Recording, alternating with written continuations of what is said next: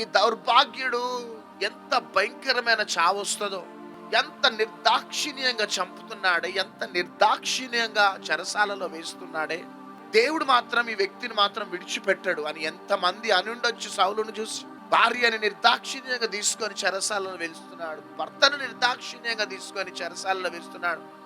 రాళ్లతో కొట్టి స్టెఫెన్ చంపుతున్నప్పుడు ఎంతమంది ఎన్ని రీతిలుగా శాపనార్థాలు పెట్టిండొచ్చో సౌలుని. కానీ యేసయ్య ఏమంటున్నాడు చూడండి, నేను ఏర్పరచుకున్నాయనని. ఎప్పుడు ఏర్పరచుకున్నా? తల్లి గర్భములో పడినది మొదలుకొని సౌలును చూసిండు.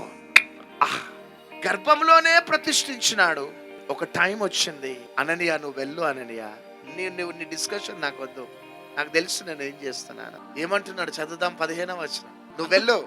ప్రభువు నీవు వెళ్ళుము, అన్యజనుల ఎదుటను రాజుల ఎదుటను ఇశ్రాయేలీయుల ఎదుటను నా నామము భరించుటకు ఇతడు నేను ఏర్పరచుకొని నా సాధనమై ఉన్నాడు. నా సాధనం. వాహ్, వండర్ఫుల్. చూడండి, ఏ రోజు ఎవరు కూడా ఎక్స్పెక్ట్ చేయలే సౌలు మారుతాడని. అర్థమవుతుందా? అందుకనే మన కోణము వేరు, దేవుని కోణం వేరు.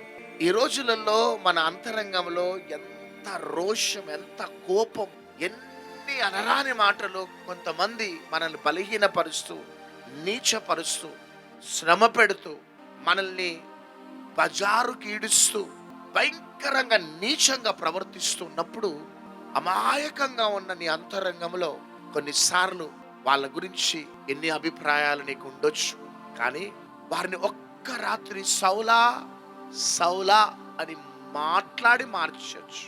చివరికి ఏమైపోతుందంటే సౌలు దేవుడు ఒకటైపోయినారు, అన్నవారందరూ కూడా ఒకటైపోయినారు. కాబట్టి మౌనంగా ఉండటం బెటర్. కొన్నిసార్లు మన ప్రార్థనలు కూడా అననీయ చేసిన ప్రార్థనలు చేయొచ్చు. ప్రభువా, సేవ జరగటం లేదు ప్రభువా, ఎన్నో ఆటంకాలు ప్రభువా, నా చుట్టాలు వ్యతిరేకంగా ఉన్నారు, స్నేహితులు వ్యతిరేకంగా ఉన్నారు, సమాజంలో ఉన్న వారు వ్యతిరేకంగా ఉన్నారు అని వాళ్ళని నా నుండి తొలగనివ్వండి ప్రభువా అని చేసిన ప్రార్థనలు కూడా ఉన్నాయి.